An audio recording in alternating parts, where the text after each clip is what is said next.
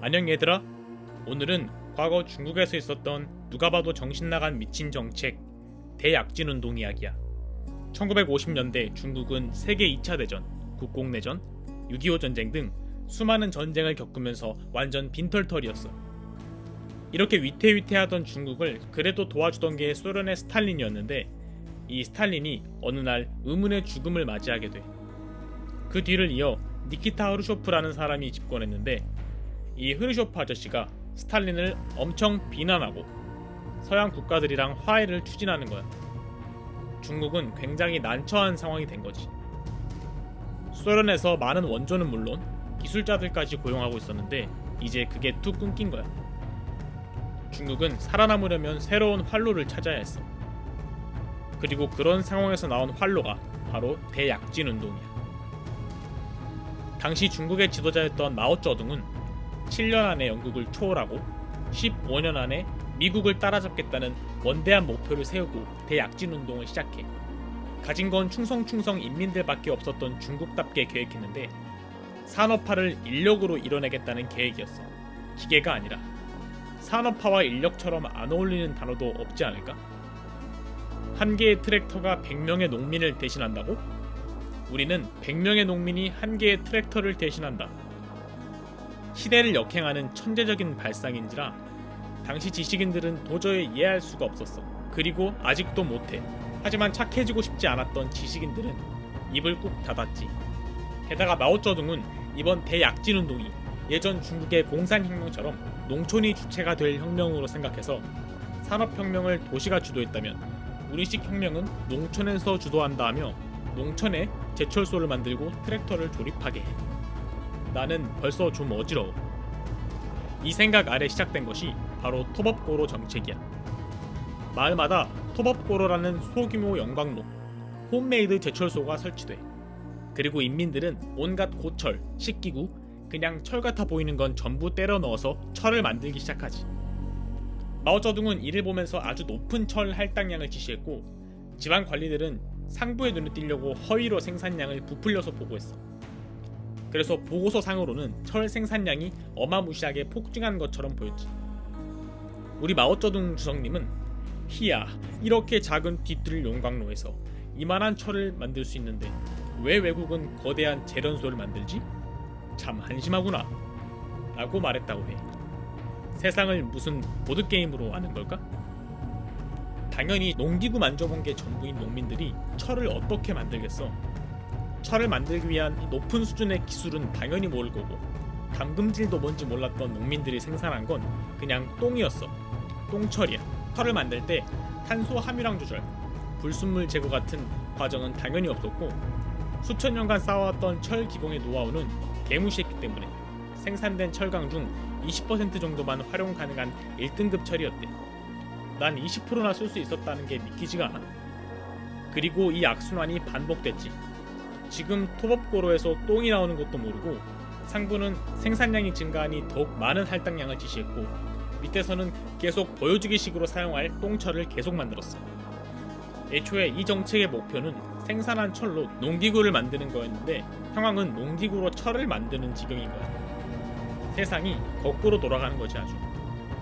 게다가 지금 뱉어내는 똥을 계속 만들려고 땔감을 엄청 쓰다 보니까 주변 산도 민둥산이 되어갔지. 그렇게 대량 생산된 똥철들은 농민들의 삶 곳곳에 뿌려져서 부엌칼은 휘어져, 농기구 날은 뚝뚝 부러져, 대야는 금간채로 사용하고 알람시계는 자기 맘대로 울렸지. 심지어 병사들의 총은 발사되지 않았고 10만 개 이상의 방독면은 사용 불가 판정을 받았어. 진짜 말 그대로 사회 전체에 똥이 묻었네. 하지만 마오쩌둥은 멈추지 않아. 어느 날 마오쩌둥은 농촌의 현지 지도를 나갔는데 추수기를 맞아서 한참 분주하던 벼밭을 바라보고 있었지. 그런데 거기에 참새들이 벼를 쪼아먹고 있는 걸 본 거야. 이를 본 마오쩌둥은 참새를 가리키면서 한마디 했어. 여기서 이제 난 좀 무섭더라. 이 사람을 예측할 수가 없달까? 무슨 짓을 벌일지 모르는 사람이야. 아무튼 그 말 한마디로 제4회 운동이 시작되는데, 제4회 운동은 전반적인 위생운동이었어. 당시 중국 인민들은 위생관념이 거의 없었거든. 청소하고 양치하고 최소한의 위생 조치를 하는 게 목적인 운동이야. 여기서 인민에게 피해를 끼치는 사해는 모기, 파리, 쥐, 마지막으로 참새였어. 참새가 왜 저기 있어야 하는 걸까? 마오쩌둥에게 걸린 참새는 사해로 분류되어 온 중국 인민들에게 학살당하기 시작해. 그들은 참새를 잡을 때조차 인구수를 이용했는데 참새가 쉬지 못하고 계속 날아다니게 해서 지쳐 죽게 만들었어.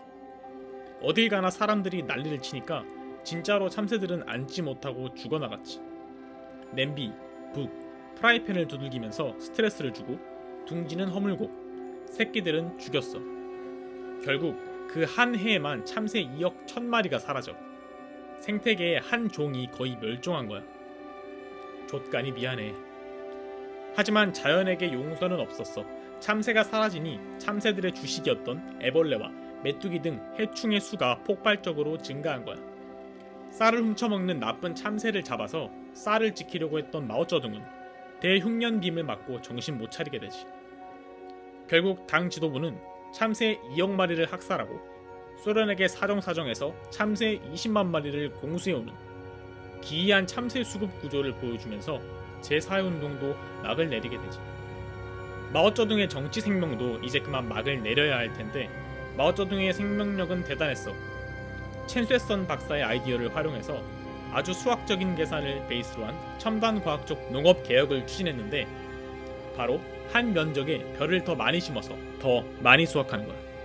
벼를 하나 심을 공간에 2개 심고 10개 심을 공간에 20개 심는 거지. 이야, 세상 사람들은 이걸 몰라서 배를 굶었네. 농사라곤 지어본 적도 없는 문외한이 봐도 뭔가 많이 잘못된 것 같은 이 생각은 마오쩌둥의 논리적인 설명으로 활용 점정을 찍지. 이 정책은 진짜 시행되고 함께 성장하면서 더 편안할 줄 알았던 벼들은 처절한 생존 경쟁을 시작했고 결국 대흉년빔을 맞고 말아. 마오쩌둥의 혁신적인 개혁으로 중국은 많은 변화를 얻었지. 똥철을 생산하고 산을 민둥산으로 변경. 그래서 홍수와 가뭄 같은 자연재해를 발생시킬 수 있었지. 벼들을 편안하게 자랄 수 있게 해주고 못된 참새를 학살. 그래서 거나한 대흉년빔을 쏴줄 수 있었어. 이로 인해서 대기근을 몰고 와 인민 약 2천만에서 4천만 명이 굶어 죽어. 역시 대륙 스케일이야. 참 무리의 지도자가 얼마나 중요한지 뼈저리게 알게 되지 않니? 이제야 정신 차린 중국은 대약진 운동을 철회하고 이 어마어마한 실패로 인해 공산당도 분열하게 돼.